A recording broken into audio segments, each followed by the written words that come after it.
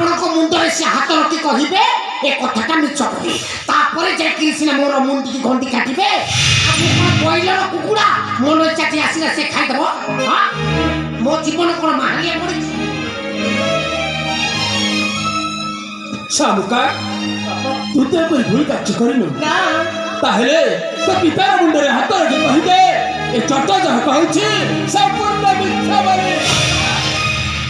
এই ছোট ছোট ভাই ମୁଁ ତମ ମୁଣ୍ଡରେ ହାତ ଦେବି ନା ବାପା ନା ମୁଁ ସେମିତି କରିପାରିବିନି।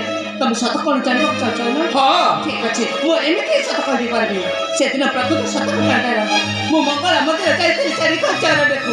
ହେଲେ ସେ ନିଖୋଜ ଚରଣରେ ଏଇ ଶିଳା ଆଉ ଏକ ମାସ ଏ ତ ଏମିତି ସେ ନିଖୋଜ ଚରଣରେ ମତେ ବଳାତ୍କାର କରିବା ପାଇଁ ଚେଷ୍ଟା କରୁଥିଲେ।